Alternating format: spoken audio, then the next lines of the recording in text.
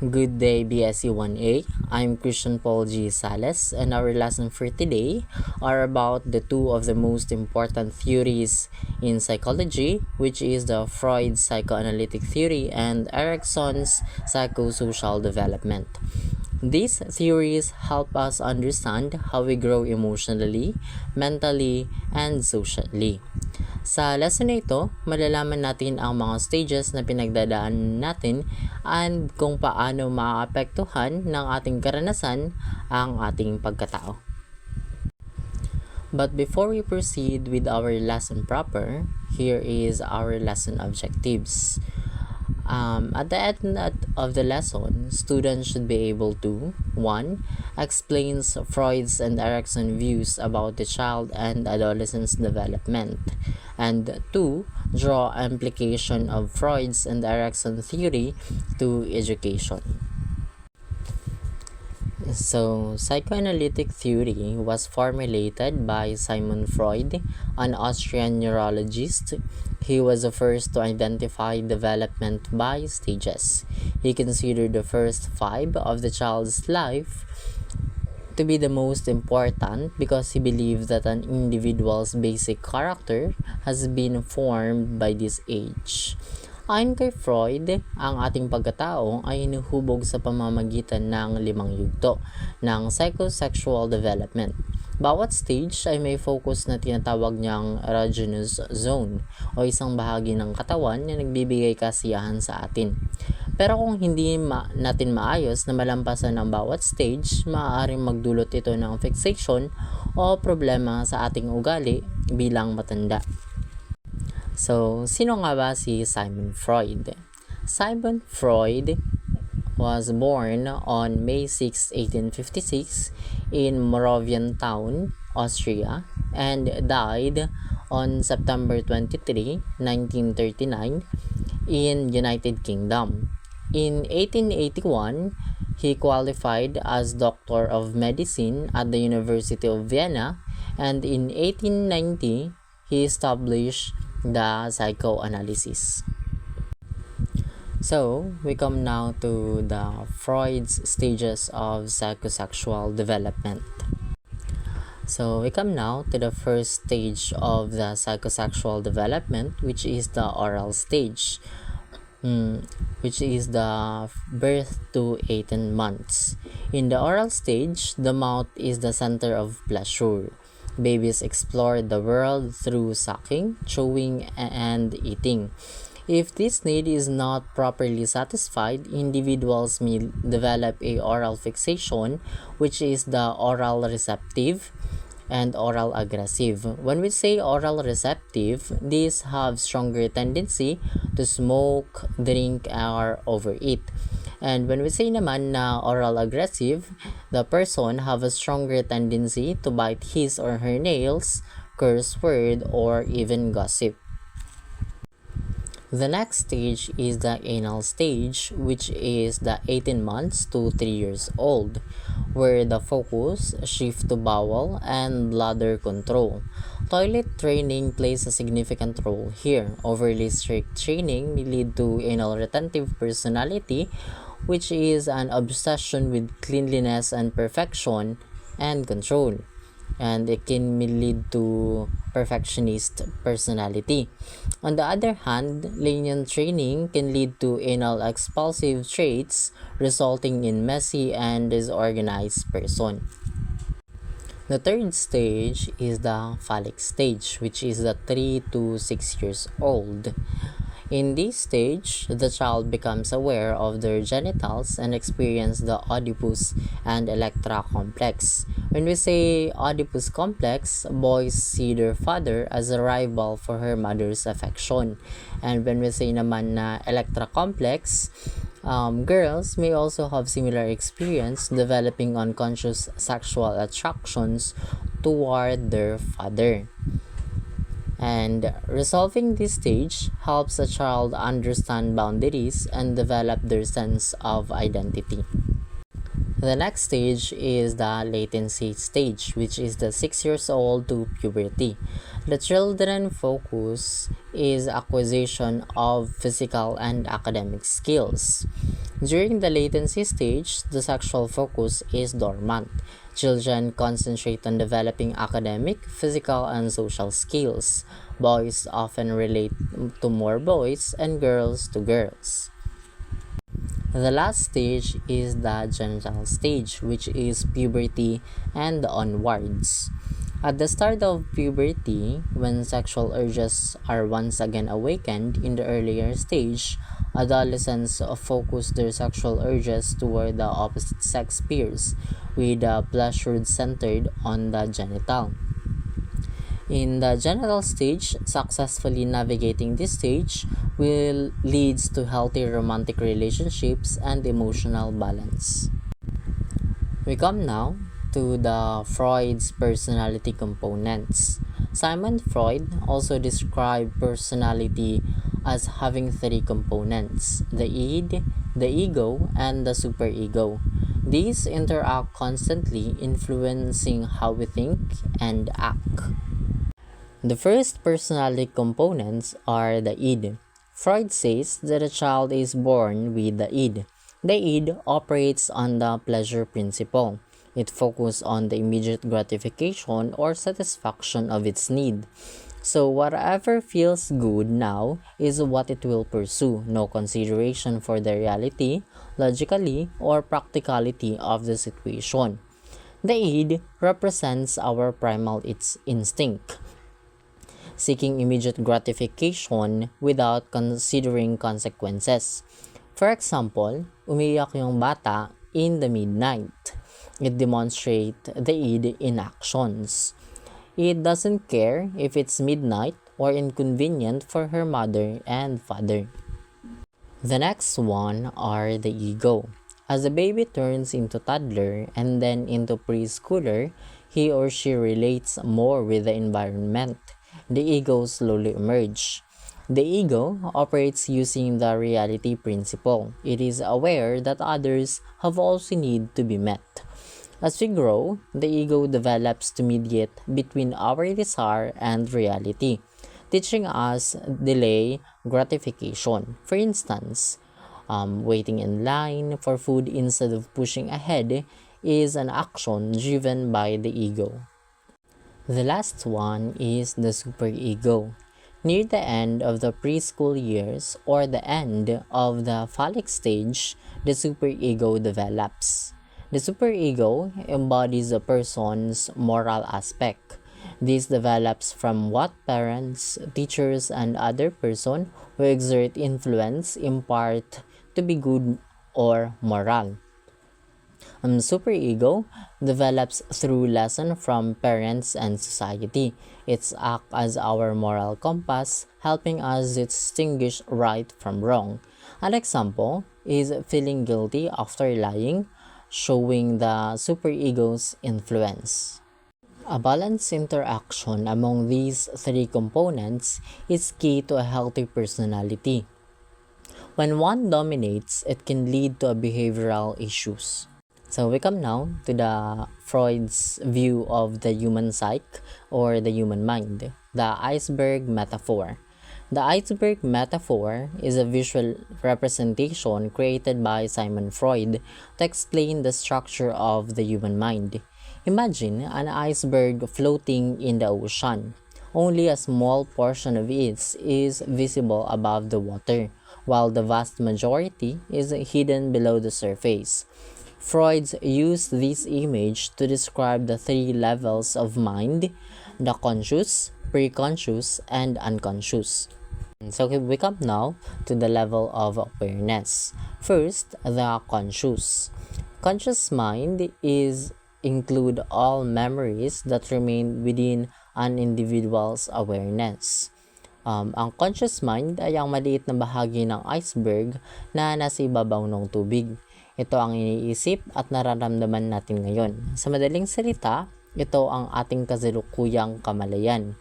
Halimbawa, kapag iniisip mo kung ano ang kakainin mo mamaya o mararamdaman mong masaya ka ngayon, ito ay bahagi ng iyong conscious mind. It is the smallest part of the mind that includes all the thoughts, perceptions, and feelings we are aware of at any given moment. The next one is the preconscious. It includes all memories that may have been forgotten or not in the present awareness but with intention can be readily recalled into consciousness. Ang pre-conscious mind ay ang bahagi ng iceberg na bahagyang nakalubog sa ilalim ng tubig. Hindi mo ito laging iniisip pero madaling maalala kapag kinakailangan. Para itong storage ng impormasyon na pwede mong tawagin pabalik sa conscious mind.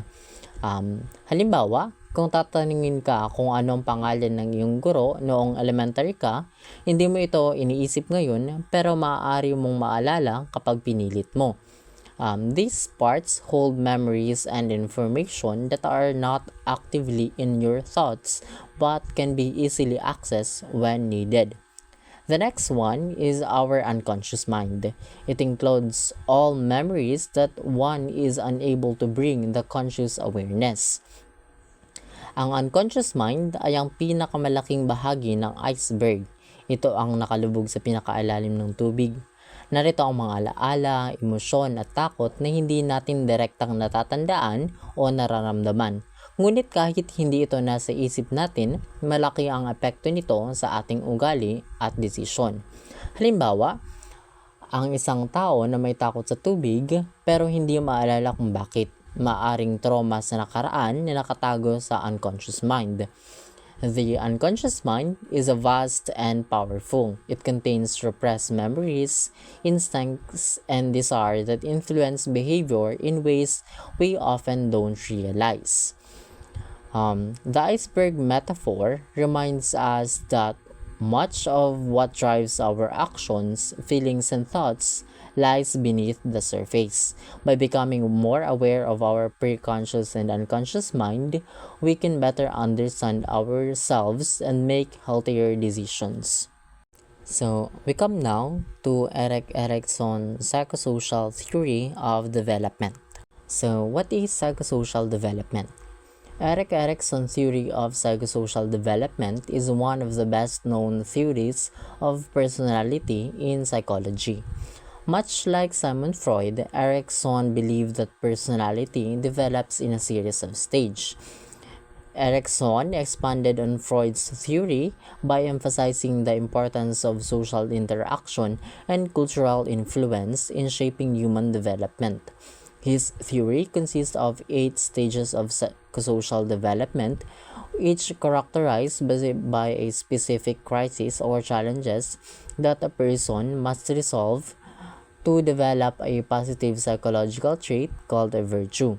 Unlike Freud's theory of psychosexual stages, Erikson's theory described the impact of social experience through the whole lifespan. One of the main elements of Erikson's psychosocial stage theory is the development of ego identity. Ego identity is a conscious sense of self that we need to develop through social interaction. According to Erikson, our ego identity is constantly changing due to the experience and information we acquire in our daily interaction with others. So, we come now to the 8 stages of psychosocial development by Erikson. The first stage is infancy or birth to 18 months. Ang psychosocial crisis dito ay ang trust versus mistrust. Children develop a sense of trust when caregivers provide reliability, care, and affection. A lack of these lead to mistrust.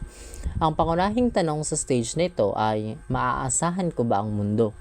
Kapag ang sanggol ay binigyan ng tamang pag-aalaga, pagmamahal at seguridad, magkakaroon siya ng tiwala sa mundo. Kapag napabayaan naman, siya ay magkakaroon ng kawalan ng tiwala or mistrust na maaaring dalhin niya hanggang sa pagtanda. For example, ang isang baby na consistent na pinapakain at inaalagaan ay matututong magtiwala. Sa kabaliktaran, ang baby na madalas pabayaan ay maaaring lumaking insecure or mapag-alinlangan.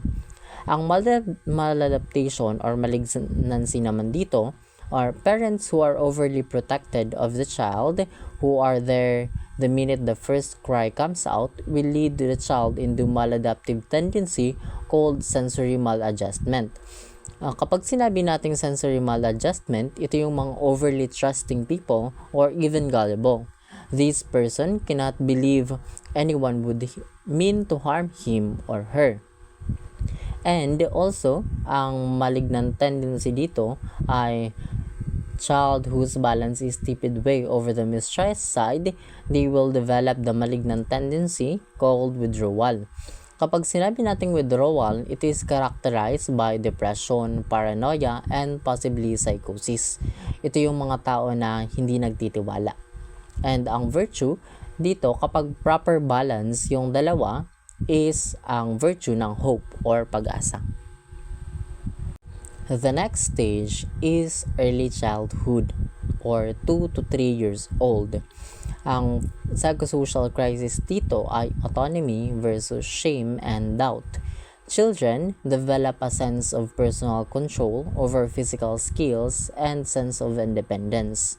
Success lead to feeling of autonomy and failure results in the feeling of shame and doubt. Ang tanong sa stage na ito ay, kaya ko bang magdesisyon para sa sarili ko? Dito matututunan ng bata ang autonomy or independence, tulad ng paggamit ng kutsara o paglalakad ng mag-isa. Kapag sinuportahan siya ng magulang, magkaroon siya ng kumpiyansa, ngunit kapag palaging kinokontrol or pinapahiya, magkakaroon siya ng shame or doubt sa kanyang sarili. For example, ang batang pinapayagang magbihis ng mag-isa ay natututo ng independence, habang ang batang palaging pinupuna kapag nagkamali ay maaaring mawalan ng tiwala sa kanyang sarili. Ang maladaptation and malignancy naman, ang a little shame and doubt is not inevitable, but beneficial. Without it, you will develop maladaptive tendency called impulsiveness. Kapag sinabi nating impulsiveness, a sort of shameful willfulness that leads to jump into things without proper consideration of your abilities. Ito yung mga bagay na bigla-bigla ka na lang pumapasok sa isang bagay na hindi naman kaya ng ability mo. And also, too much shame and doubt leads to malignancy called compulsiveness. Ang compulsive na tao or compulsive person feels as if their entire being rides on everything they do. So, everything must be done perfectly. Ang nabubuo namang virtue dito ay ang willpower or determination. The next stage is preschool or 3 to 5 years old. Ang psychosocial crisis dito is initiative versus guilt. Children need to begin asserting control and power over environment. Success leads to sense of initiative, and children who try to exert too much power experience disapproval, resulting in sense of guilt. Ang tanong sa stage na ito ay, kaya ko bang gumawa ng desisyon? Sa panahong ito, nagiging curious ang bata at nais niyang subukan ang iba't ibang bagay. Kapag pinayagan siyang maging malikhain, nade-develop ang initiative. Kapag sobra naman ang disiplina o kritisismo, nagkakaroon siya ng guilt o takot na magkamali. Ang maladaptation and malignancy naman dito ay too much initiative or too little guilt means a maladaptive tendency called ruthlessness. Kapag sinabi nating ruthlessness, to be ruthless is to be heartless or feeling to be without mercy. They have plans, it's just they don't care who they step on to achieve their goals. For them, mercy and guilt is a sign of weakness. Extreme ruthlessness is called sociopath. On the other hand, too much guilt leads to malignant tendency called inhibition. Ang inhibition ay they will not try anything because for them, nothing ventured, nothing lost. They are so afraid to start and take a lead on a project. They fear that if they fails, they will be blamed. And the virtue naman, if the proper balance is achieved, the child will develop the virtue of courage. The fourth stage is school age. 6 to 11 years old. Ang psychosocial crisis dito is industry versus inferiority. Children need to cope with new social and academic demands. Success leads to competence or industry, while failure results in feelings of inferiority. Ang tanong sa stage na ito ay, may kakayahan ba akong gawin ang mga bagay-bagay? Sa yugtong ito, natututo ang mga bata ng bagong skills tulad ng pagbabasa, pagsusulat o teamwork.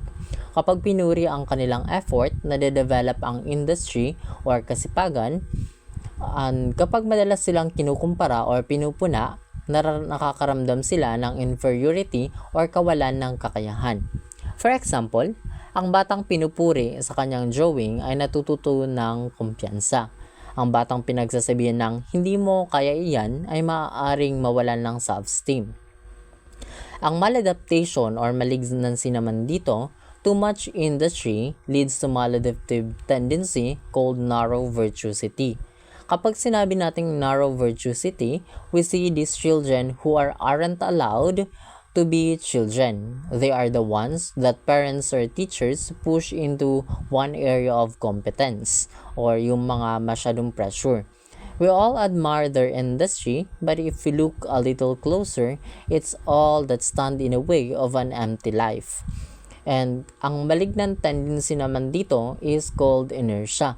Ang inertia naman, this includes all of us who suffer from the inferiority complexes.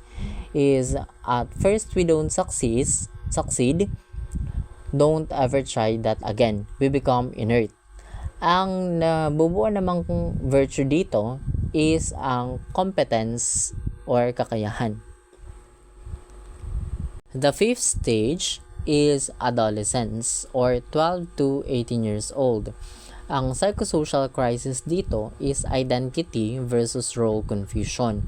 Teens need to develop a sense of self and personal identity. Success leads to an ability to stay true to yourself, while failure leads to role confusion and a weak sense of self. Ang tanong sa stage na ito ay, sino ba talaga ako? Ito ang panahon kung kailan tinutuklas ng kabataan ang kanyang pagkakakilanlan or identity, ang kanyang mga paniniwala, interes at layunin sa buhay. Kapag hindi niya ito natuklasan, maaaring magkaroon ng role confusion or kawalan ng direksyon. For example, ang teenager na pinayagan mag-explore sa iba't ibang hobby ay natututo ng self-identity. Ang masyadong kinokontrol or walang guidance ay maaaring malito sa kanyang future goals. Ang maladaptation or malignancy naman, too much ego identity, where a person is so involved in a particular role or in a particular society that there is no room left for tolerance, leads to maladaptive tendency called fanaticism. Fanaticism, a fanatic person believes that his way is the only way. And the lack of identity is perhaps more difficult still and leads to the malignant tendency called repudiation. Repudiation, to repudiate, is to reject. They reject their membership in the world of adults, and even more, they reject their need for identity. And ang virtue naman na na-develop dito is fidelity or ang katapatan sa sarili. The next stage is young adult, 19 to 40 years old. Ang psychosocial crisis dito is intimacy versus isolation. Young adults need to form intimate, loving relationship with other people. Success leads to strong relationship, while failure result in loneliness and isolation. Ang tanong sa stage na ito ay, kaya ko bang magbuo ng malalim na relasyon? Sa yugtong ito, hinahanap ng tao ang intimacy or malapit na relasyon tulad ng pagkakaibigan, pagmamahalan, or pamilya. Kapag hindi siya nagtagumpay, magkakaroon siya ng isolation o pakiramdam ng pag-iisa. For example, Ang taong may secure na relasyon ay nakakaranas ng pagmamahal. Ang taong takot mag-commit ay maaaring maging malungkot or detached. Ang maladaptive tendency is promiscuity. When we say promiscuity, it is referring particularly to the tendency to become intimate too freely, too easily, without any depth of intimacy. And ang malignant tendency naman dito is exclusion. When we say exclusion, it refers to the tendency to isolate oneself and develop hatefulness in compensation for one's loneliness. And if the proper balance is achieved between the two, the child will develop the virtue of love or pagmamahal. The next stage is middle adulthood or 40 to 65 years old. Ang psychosocial crisis dito is generativity versus stagnation. Adults need to create or nurture things that will outlast them, often by having children or creating a positive change that benefits other people. Success leads to feeling of usefulness and accomplishment, while failure results in shallow involvement in the world. Ang tanong sa stage na ito ay, paano ako makakatulong sa susunod na henerasyon? Sa panahong ito, gusto ng tao na gumawa ng meaningful contribution tulad ng pagpapalaki ng pamilya o pagtulong sa komunidad. Kapag hindi ito nagawa, magkakaroon siya ng stagnation or pakiramdam ng walang silbi. The maladaptive tendency dito is overextension. Kapag sinabi nating overextension, it is try to be generative, that they no longer allow time for themselves, for rest and relaxation. Samantala, ang malignant tendency dito is rejectivity. When we say rejectivity, too little generativity and too much stagnation. You are not participating in or contributing to society. And if the proper balance is achieved, the adults will develop the virtue of care or pagkalinga. The last stage is maturity or 65 years old to death. Ang psychosocial crisis dito is ego integrity versus despair. Older adults need to look back on life and feel a sense of fulfillment. Success leads to feeling of wisdom, while failure results in regret, bitterness, and despair. Ang tanong sa huling stage ay, masaya ba ako sa naging buhay ko? Dito sinusuri ng tao ang kanyang buhay. Kapag nasiyan siya, magkakaroon siya ng integrity or pagtanggap sa kanyang buhay. Kapag puno siya ng pagsisisi, nagkakaroon siya ng despair or kawalan ng pag-asa. For example, ang taong kontento sa kanyang mga nagawa ay masaya sa pagtanda. Ang taong puno ng pagsisisi ay maaaring maging mapait or malungkot. And the maladaptive tendency is presumption. Kapag sinabi nating presumption, the person believes that he alone is right. And the malignant tendency naman is disdain. Kapag sinabing disdain, this person becomes very negative and appears hate life. And if the proper balance is achieved, the adults develop the virtue of wisdom or karunungan or pagtanggap. Ang susi sa positibong pagkatao ay ang pagtagumpay sa bawat stage. Ang hindi pag-resolve ng psychosocial crisis ay maaaring magdulot ng problema sa personalidad, ngunit laging may pagkakataon para magbago at mag-grow sa mga susunod na yugto ng buhay. So, yun lamang, and thank you for watching.